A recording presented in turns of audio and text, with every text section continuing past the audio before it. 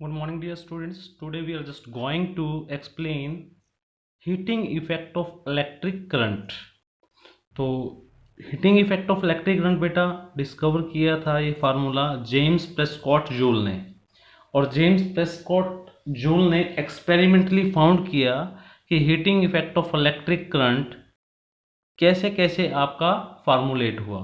तो according to that conclusion, when a current I flows through a conductor of resistance R for time t is given by H proportional to I square RT।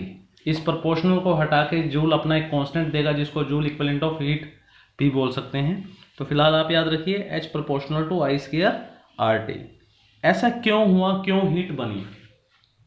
देखिए, आइए समझते हैं इस चीज को एक नॉर्मल एग्जांपल से। मान लीजिए दो पत्थर हैं, दो पत्थर को आप आपस में हिट करते हैं। It means you are doing work. जब आप वर्क करते हैं तो ये पत्थर आपस में टकराते हैं, तो आपके द्वारा किया गया वर्क या एनर्जी कहां गई? और हमें ये पता है energy can neither be created nor be destroyed, but it can change from one form of energy to the other. In the similar manner, when a potential difference is applied across the end of conductor, मतलब किसी भी conductor के and पे अगर हम एक battery connect कर देते हैं तो क्या होता है, बेसिकली उस बैटरी के कारण जो कंडक्टर में इलेक्ट्रॉन है उनमें ड्रिफ्ट आ जाता है। ड्रिफ्ट का मतलब कि वो नेगेटिव टर्मिनल से पॉजिटिव टर्मिनल की तरफ चलने स्टार्ट होते हैं। और एक इलेक्ट्रॉन तो आपका कंडक्टर में होता ही नहीं, कंडक्टर में काफी सारे इलेक्ट्रॉन और पॉजिटिव आयन भी होते हैं। तो क्या होगा, जितने भी इलेक्ट्रॉन हैं they will collide with themselves and with the positive ion in the interior of conductor। तो जब सारे इलेक्ट्रॉन आपस में टकराएंगे और साथ में पॉजिटिव आयन के साथ टकराएंगे, तो टकराने से बेटा कौन सी एनर्जी होती है? Heat energy. तो on the behalf of that उसने एज्यूम किया, एज्यूम ही बोल रहा हूं बेटा मैं, एज्यूम किया कि कंडक्टर के अंदर जब इलेक्ट्रॉन ट्रांसफर होते हैं from lower potential to the higher potential, तो बीच रास्ते में एक कोलिजन होता है, उस कोलिजन में आपकी हीट प्रोड्यूस होती है। ठीक है, अब आपका आता है इलेक्ट्रिकल एनर्जी। इलेक्ट्रिकल एनर्जी क्या होता है? देखिए, अभी मैंने आपको बोला कि जब हम किसी कंडक्टर को किसी बैटरी से कनेक्ट करते हैं, आई मीन टू से पोटेंशियल डिफरेंस से कनेक्टेड करते हैं, तो बैटरी वर्क करती है बेटा, बैटरी वर्क करती है in pulling the electron, in pulling the electron from one end to the other. It means battery work कर रही है, और जब इलेक्ट्रॉन पुल होंगे यानी मोशन आएगा इलेक्ट्रॉन का, तो क्या बनता है बेटा? करंट बनता है। तो इसीलिए क्या लिखा जाएगा कि total amount of work done by current in an electric circuit, या ये भी कह सकते हैं it is the work done by the external source of EMF in maintaining the current through out the circuit. यानी सर्किट के अंदर current कितना बना, उसके लिए सर्किट के अंदर करंट को मेंटेन करने के लिए कितना वर्क डन करना पड़ा, उसी क्या बोल देते हैं बेटा? Electric energy. ओके, एक्सप्रेशन लेते हैं। हमने लिखा if W is the work done, किसके द्वारा वर्क डन किया गया? ये बैटरी के द्वारा। In carrying a charge Q from one end to the another end of the conductor. मैं थोड़ा डायग्राम बना देता हूं, आपको समझ में आ जाएगा। मान लीजिए एक कंडक्टर है, ये पॉजिटिव और ये नेगेटिव। अब क्या होगा, ये जो नेगेटिव टर्मिनल है, ये यहाँ पर जो इलेक्ट्रॉन्स हैं, यहाँ पर इस कॉर्नर पे, इन सबको पुल करेगा, धक्का देगा, और ये इलेक्ट्रॉन यहाँ तक आ जाएंगे। जब इलेक्ट्रॉन स्मूथली जाएंगे यहाँ से इस एंड की तरफ, यानी पॉजिटिव टर्मिनल की तरफ, तो करंट मेंटेन होगा सर्किट के अंदर। क्लियर? और इस करंट को मेंटेन करने में जितना वर्क डन इस बैटरी ने किया, उसी को क्या बोलते हैं बेटा? हम इलेक्ट्रिकल एनर्जी। क्लियर?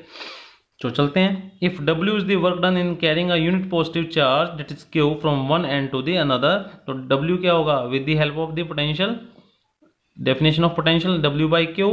ठीक, तो W किसके बराबर होगा? VQ के बराबर होगा। ठीक है, और by the Ohm's law V किसके बराबर होता है बेटा? IR के बराबर, और Q किसके बराबर होगा? IT by the definition of current. तो यहाँ से हमने जब क्यू की वैल्यू पुट की IT, तो हमारा आंसर कितना VIT। फिर जब हमने V की वैल्यू पुट की IR, तो हमारा आंसर आएगा I²RT। फिर हमने यहाँ से अगेन I की वैल्यू V/R पुट की, तो V²/R इंटू में T। तो it means we are having the three formulas here. कौन कौन से? VIT, I²RT and V²/RT। Clear? तो तीन फार्मूले हमने क्या किए, बॉक्स में क्लोज कर दिए, आपको भी याद रखने हैं। अब कहता है कि जो वर्क डन किया है ये मेजर करता है आपका इलेक्ट्रिकल एनर्जी। समझ पा रहे हैं? ये वर्क डन किया था, ये क्या करता है, इलेक्ट्रिकल एनर्जी को मेजर करता है। अगर नोट कीजिएगा, अगर किसी कंडक्टर में हीट का कंसेप्ट ज़्यादा है, माई मीन टू से जैसे आपका हीटर हुआ, ठीक है, आपका गीज़र हुआ, यहाँ पर पानी गर्म होता है और तो कुछ काम नहीं होता। तो अगर हीटर की बात करें, अगर हमने उसको पोटेंशियल डिफरेंस दिया तो क्या प्रोड्यूस हो जाएगी, हीट। तो वहाँ पर W जो है वो कन्वर्ट हो जाता है हीट में, तो W इक्विवेलेंट क्या हो जाएगा, हीट हो जाएगा। तो इसका मतलब यही आपकी इलेक्ट्रिकल एनर्जी होती है, यही आपकी हीट होती है, VIT I²RT V²/R इंटू में T। ओके, चलते हैं आगे। इलेक्ट्रिक पावर, पावर, ठीक है, पावर को एक्सप्लेन करते हैं। द रेट, रेट का मतलब टाइम से डिवाइड करना, ध्यान से, मैंने 9th में भी समझाया आपको। The rate at which work is done, the rate at which work is done by an electric current, by an electric current in an electric circuit is called electric power. Power का formula हमने जैसे लिखा, rate है work का तो W/T हो जाएगा। W का फार्मूला अभी हमने पढ़ा VIT, क्योंकि W किसके बराबर था आपको हमने बताया था अभी। क्लियर, याद है या भूल गए? ओके, मैं दिखाता हूँ आपको। तो अभी हमने पिछले वाले टॉपिक में पढ़ा था ना बेटा, V = W/ क्या था, Q था। तो W किसके बराबर था, VQ के बराबर था। V की वैल्यू क्या रखी है हमने, IQ की वैल्यू, सॉरी IT रखी थी, तो VIT आया था।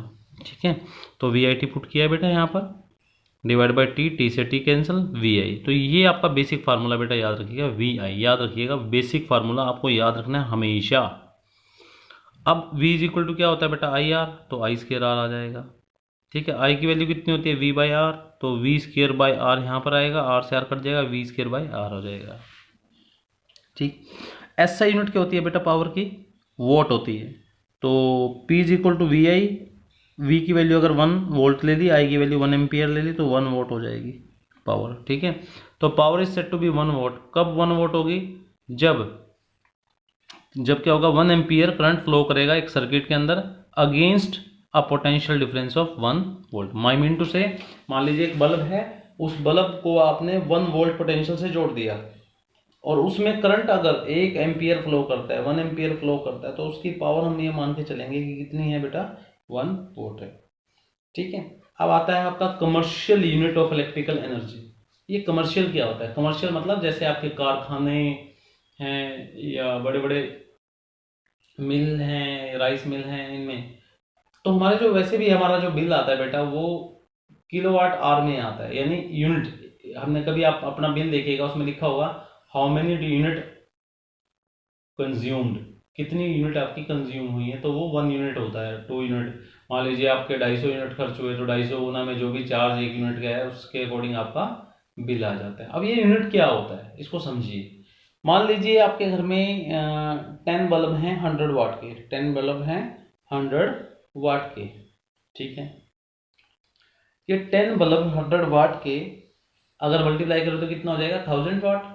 अगर 1000 वाट बल्ब को 1 घंटे के लिए चला दिया जाए तो हमारे जो बिल आएगा मीटर में वो आएगा 1 यूनिट। समझ पा रहे हैं, 1000 वाट को अगर जला दिया जाए, लिट कर दिया जाए 1 घंटे के लिए, तो हमारा जो बिजली का बिल आएगा वो 1 यूनिट आएगा।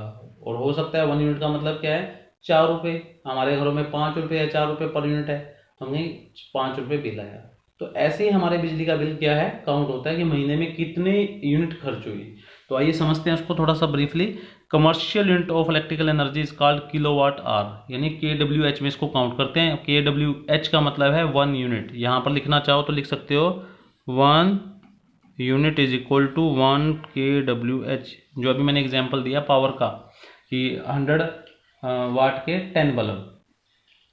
ठीक है, तो इसको बोर्ड ऑफ ट्रेड यूनिट भी बोलते हैं। बोर्ड ऑफ ट्रेड यूनिट का मतलब क्या है कि जो बिजली डिपार्टमेंट ने 1 यूनिट की वैल्यू रखी है। क्लियर, 1 यूनिट की वैल्यू रखी है। उसके बाद आता है it is the electrical energy consumed when by an electric appliance of power 1 kilowatt works for 1 kilowatt hour. ठीक है, 1 किलोवाट आवर यानी एक इलेक्ट्रिक अप्लायंस है जिसकी पावर कितनी देर की है, 1 किलोवाट, और जो कि 1 घंटे तक लगातार चलता रहता है, तो हम ये कहेंगे कितनी यूनिट खर्च हुई, 1 किलोवाट आवर। तो 1 किलोवाट आवर को देखिए बेटा कितना है, 1 किलोवाट आवर को मैंने थोड़ा सिंपली किया, 1 किलोवाट इंटू में 1 आवर, 1 किलोवाट यानी 1000 वाट इंटू में 60 मिनट्स। वॉट क्या होता है बेटा, पावर। पावर के formula W by T, W by T का मतलब W जूल में होता है और T सेकंड में होता है, तो 1000 जूल पर सेकंड इंटू में 60 मिनट था, 60 इंटू 60 सेकंड कर दिया, सेकंड से सेकंड कटा, तो हमारे पास कितना आया 3.6 10⁻6 जूल, और 10⁻6 को हम क्या लिखते हैं, मेगा, तो 3.6 मेगा जूल। ओके, ये चीज़ आपकी यहाँ पर फिनिश होती है।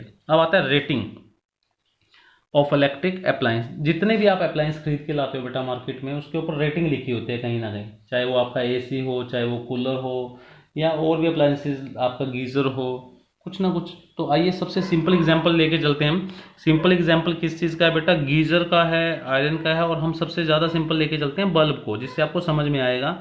किसी भी बल्ब को, आपके घर में कोई भी बल्ब लगा होगा फिलामेंट वाला, उस फिलामेंट वाले बल्ब को उतार के एक बार देखिए, उसके ऊपर लिखा होता है 100 वाट, 200 वाट, 50 वाट, 25 वोल्ट, और उसके साथ में वोल्टेज भी लिखी होती है।